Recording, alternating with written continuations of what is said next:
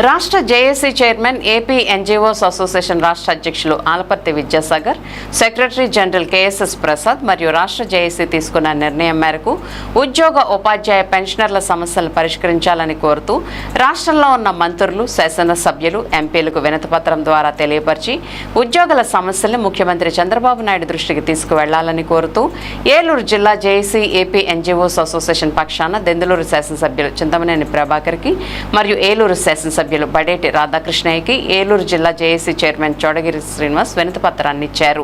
రాష్ట్ర JAC assistant secretary general RS Harnath, UTF జిల్లా కార్యదర్శి రుద్రాక్షి రవికుమార్, ఎస్టీయూ జిల్లా కార్యదర్శి Peddaboina Narayana, APTF 1938 G Mohan, treasurer జిల్లా కార్యదర్శి కప్పల సత్యనారాయణ, పెన్షనర్ల సంఘం అధ్యక్షులు గెడ్డం గణేష్ బాబు, మెడికల్ ఎంప్లాయీస్ అసోసియేషన్ తరపున కడిలి Umamaheswararao, దావాల Narendra, commercial tax association నుంచి పమిడిముక్కల శ్రీనివాస్, పశుసంవర్ధక శాఖ పారావెట్స్ ఫెడరేషన్ సెక్రటరీ మేరుగు ఫణికుమార్, పంచాయతీరాజ్ శాఖ ఎంప్లాయీస్ మినిస్ట్రియల్ జిల్లా అధ్యక్షులు ఏపీ ఎన్జీఓస్ అధ్యక్షులు, ఏలూరు తాలూకా జేఏసీ చైర్మన్ జి శ్రీధర్ రాజు, ఏలూరు తాలూకా సెక్రటరీ గంటా చంద్రశేఖర్, పూడి శ్రీనివాస్, టి జయరాజు, మహిళా విభాగం చైర్పర్సన్ కె సునీత, సత్యభారతి, రజిత, తేజస్విని, పద్మావతి, మీనాకుమారి, నాగమణి, సర్వమంగళ, జ్యోతి, సునీత తదితరులు పాల్గొన్నారు.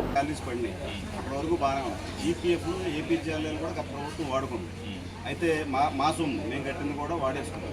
కానీ ఈ ప్రభుత్వం వచ్చిన తర్వాత, చంద్రబాబు గారు వచ్చిన తర్వాత ఇవాళ జీపీఎఫ్లు, ఏపీజీఎల్ఏలు, రిటైర్మెంట్ బెనిఫిట్స్ అన్నీ కూడా సక్రమంగా వస్తాయి. మీ ప్రభుత్వం వచ్చిన తర్వాత ఒక డిఏ వచ్చింది. కాబట్టి 12వ పీఆర్సీ కమిటీ ఇప్పటికీ 3 సంవత్సరాలు అయింది.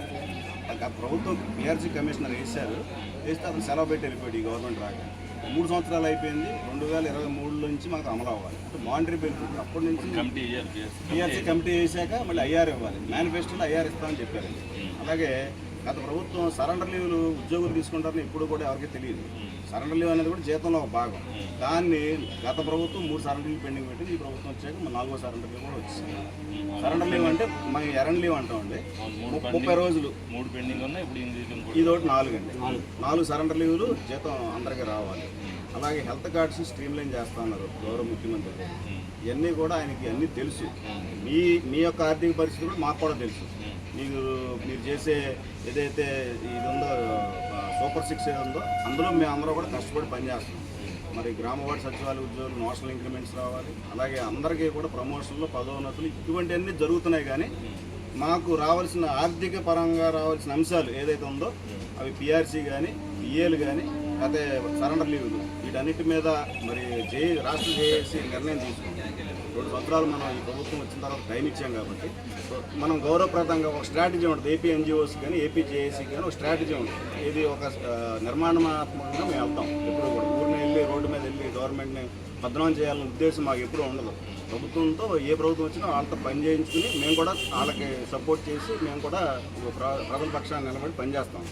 మా యొక్క ఆవేదన కూడా మీకు తెలియజేయమని చెప్పి ఏపీ జేఏసీ నిర్ణయం తీసుకుంటూ రాష్ట్రంలో 175 మంది ఎమ్మెల్యేలకి, అలాగే రాష్ట్రంలో 25 మంది ఎంపీలకి, జిల్లా కలెక్టర్లకి ఇమ్మని చెప్పి నిర్ణయం తీసుకోవడం జరిగింది. ముఖ్యంగా ఈ టీచర్లకి బీఎస్సీ 30 సంవత్సరాల కింద బీఎస్సీ పెట్టి వాళ్ళందరూ కూడా ఉద్యోగాలు చేస్తుంటే కేంద్ర ప్రభుత్వం నిర్ణయం తీసుకుంది. టెట్ అనేది టీచర్ ఎలిజిబిలిటీ టెస్ట్ అని ఒకటి పెట్టి ఇవాళ డిఎస్సి ఇవాళ ఎవరు రాస్తారు? ఇప్పుడు సామెత చెప్పకూడదు. ఎప్పుడో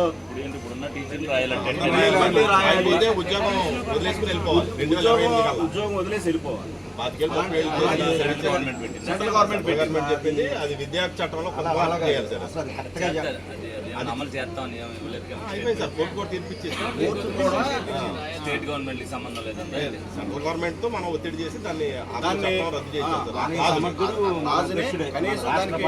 ఇంకొకటి విషయం ఏంటంటే ఈయన యూటీఎఫ్ నుంచి రుద్రాక్ష రవికుమార్ గారు, ఈయన మ్యాథ్స్ లెక్చరర్ గురించి మ్యాథ్స్ చెప్పమంటే మ్యాథ్స్ రాస్తాడు. అందులో బయాలజీని, సోషల్ స్టడీస్ అవి కూడా యాడ్ చేసి ఇందులో కూడా పాస్ అవ్వాలి. ఈ సర్టన్ మార్క్స్ రావాలి. ఆ మార్క్స్ వస్తే నువ్వు ఎలిజిబుల్, లేకపోతే నీ ఉద్యోగం ఊడిపోతుంది.